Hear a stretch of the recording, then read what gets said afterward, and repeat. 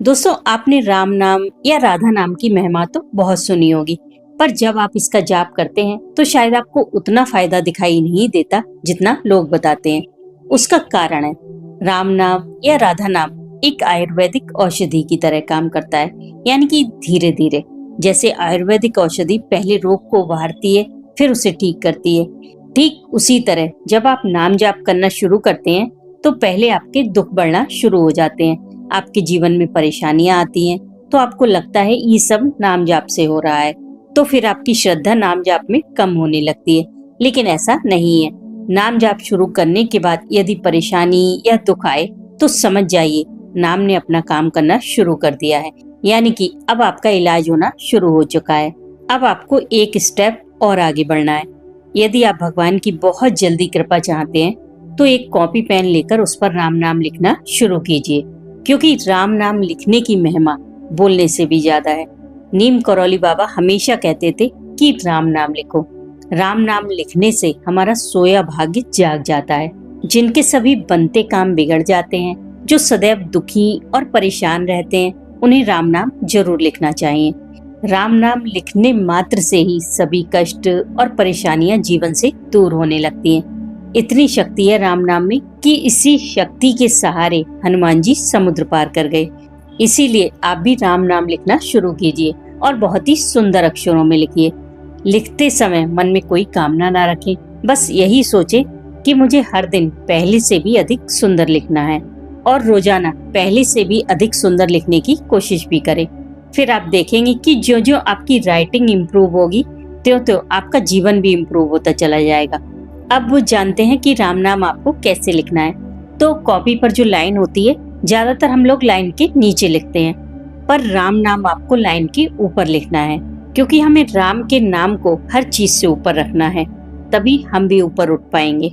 दोस्तों, राम नाम की महिमा ऐसी है कि राम का जो नाम है वो राम से भी बड़ा है। जब भगवान राम लंका पर चढ़ाई कर रहे थे तो समुद्र पर एक पुल बनाया जा रहा था, और उस पुल के लिए जो पत्थर डाले जा रहे थे उन पर हनुमान जी और वानर सेना राम नाम लिखते थे। फिर उस पत्थर को समुद्र में डालते थे और वो पत्थर तैरने लगता था। यह देखकर भगवान राम ने भी एक पत्थर उठाकर समुद्र में डाला, लेकिन ये क्या, वो पत्थर तो डूब गया। अब राम जी हैरान रह गए। उन्होंने पूछा कि आप लोग जो पत्थर डाल रहे हो वो नहीं डूब रहे हैं, मैंने जो पत्थर डाला वो डूब गया, ऐसा क्यों? तो इस पर हनुमान जी बहुत गहरी बात कहते हैं कि हे प्रभु, जिसे आपने छोड़ दिया उसका डूबना तो निश्चित है।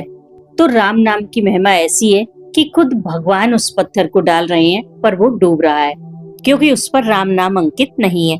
लेकिन जब वानर सेना राम नाम लिखकर जो पत्थर डालती है वो नहीं डूबता है। बस यही हाल हम सबका है। अगर हमारी पतवार राम नाम के हाथ है तो हम कभी नहीं डूब सकते और इस भव सागर से पार हो जाएंगे। तो इस राम नाम की महिमा का गुणगान सब ऐसे ही नहीं करते, बल्कि इसकी महिमा सच में अपरंपार है। एक और खास बात है इसकी कि इसका जाप आप कैसे भी कर लीजिए, सोते जागते, उठते बैठते, नहाए बिना नहाए, कैसे भी जप कर लीजिए। आपको गिनने की भी जरूरत नहीं है, क्योंकि आपका अकाउंट ऊपर बन रहा है। लेकिन कभी भी राम के नाम का जाप धन दौलत रुपया पैसा पाने के लिए ना करें, क्योंकि जो राम का नाम है वो भव सागर से तारने के लिए। उसे इतना सीमित ना करें कि उससे सिर्फ आपकी सांसारिक इच्छाओं की ही पूर्ति हो सके। ये तो बिल्कुल वैसी ही अज्ञानता है कि पूरा समुद्र आपके लिए है पर आप एक लोटा पानी मांग रहे हैं। राम नाम आपको दुनिया की हर चीज देने की ताकत रखता है, लेकिन तब जब आप मांगे नहीं। मांग आपकी किसी बड़ी चीज के लिए होनी चाहिए। और ये परम सत्य है कि जब आप परमात्मा को पाने के लिए, मुक्ति पाने के लिए राम नाम का या राधा नाम का जाप करते हैं तो प्रत्येक वस्तु आपको स्वतः ही प्राप्त होती है। क्योंकि जब हम मायापति के पीछे जाते हैं तो माया स्वयं हमारे पीछे आती है। नाम जाप से आपका मन शांत होता है, सोच पॉजिटिव होती है और आपका ऑरा अच्छा बनता है। फिर सारी पॉजिटिव चीजें, पॉजिटिव लोग खुद ही आपकी तरफ आकर्षित होने लगते हैं। आपको अलग से कुछ करने की या किसी की तरफ भागने की कोई जरूरत नहीं है। नाम जाप का फायदा आपको इसलिए भी दिखाई नहीं देता क्योंकि आप इससे अपनी छोटी मोटी कामना पूर्ति करना चाहते हैं, जबकि राम नाम का जाप स्वयं राम को पाने के लिए होता है, बहुत बड़ी कामना के लिए होता है।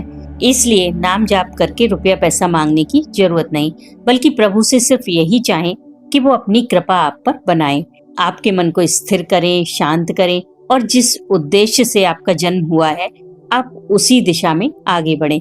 जब भगवान की प्लानिंग के हिसाब से हम चलते हैं तो ये उसकी जिम्मेदारी है कि वो हमारी हर चीज का ख्याल कैसे रखता है।